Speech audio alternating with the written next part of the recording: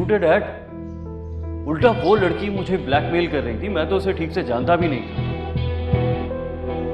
और आपको पता है, ऐसी औरतें जो होती हैं ना, हम जैसे शरीफ मर्दों को ब्लैकमेल करती हैं और फिर कोई सरफिरा उन्हें खत्म कर देता है।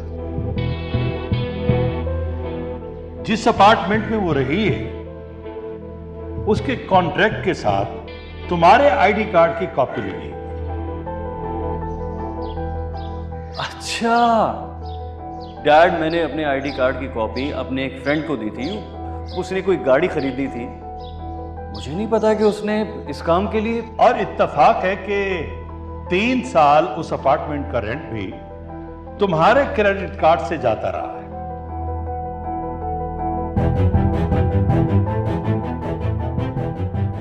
गलती तो हमसे हुई कि लड़कपन में तुम्हारी आवारा लड़कों के साथ जो दोस्ती थी, हमें उस वक्त तुम पर नजर रखनी चाहिए थी, लेकिन हमने तुम पे भरोसा किया, अपने खून पे भरोसा किया। गलत किया हमने। आप गलत समझ रहे थे। ये सब बस एक इत्तेफाक। इत्तेफाक? और ये भी एक इत्तेफाक है कि वो अपार्टमेंट तुम्हारी मेहंदी वाली रात ही खाली हुआ।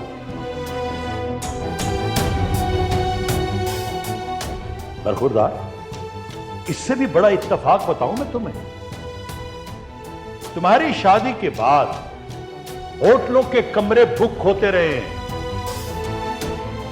और उनका किराया भी ये तुम्हारे क्रेडिट कार्ड से जाता रहा है।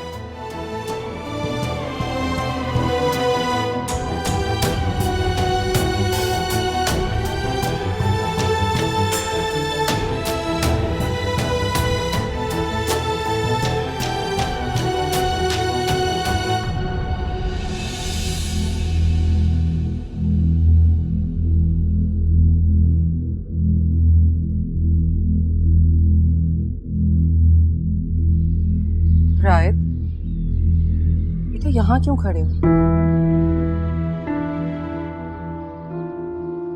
कुछ देर के लिए अकेला रहना चाहता हूँ। क्या बात है, मुझे नहीं बताओगे? क्या बताऊं मैं आपको? यही कि क्या परेशानी? एक इंसान के कितने चेहरे होते हैं? किसके बारे में बात कर रहे हो? आपको पता है, मैं सुहेल भाई को एक बहुत ऊंचे मुकाम पे देखता था। वो ये सब करेंगे, मैं कभी नहीं सोच सकता था। बेटा वो अच्छी लड़की नहीं थी। उसने सब कुछ झूठ बोला था। तुम्हारे डैड ने खुद पता करवाया, उसकी बात में कोई सच्चाई नहीं थी। मॉम, मैं उस लड़की की सारी बातों पर यकीन नहीं कर रहा हूँ। तो हाजरा ने कुछ कहा? मैंने खुद उनकी बातें सुनी है। सुहेल भाई का उस लड़की से 4 साल तक का ताल्लुक था। रायत, वो एक ऐसी कैजुअल सी दोस्ती थी जैसी लड़के कर लेते हैं। और कैजुअल सी दोस्ती में बच्चा भी हो जाता है। अच्छा, किसका बच्चा? इन जैसे लोगों के लिए ना बेटे बोझ होते हैं, इसलिए उस बच्चे से पीछा छुड़ा लिया। क्या कह रहे हो तुम ये? आपको पता है ना, मुझे झूठ से बहुत नफरत है।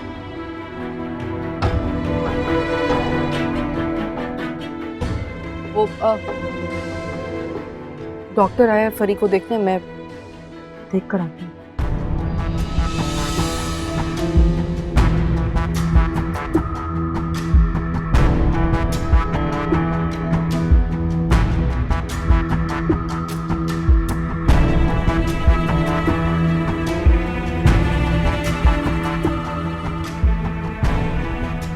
उस लड़की के कत्ल के इल्जाम से शायद तुम बच जाओ। जाहिर है तुमने बहुत प्लानिंग के साथ उसे कत्ल किया होगा, लेकिन अल्लाह की पकड़ से कैसे बचोगे?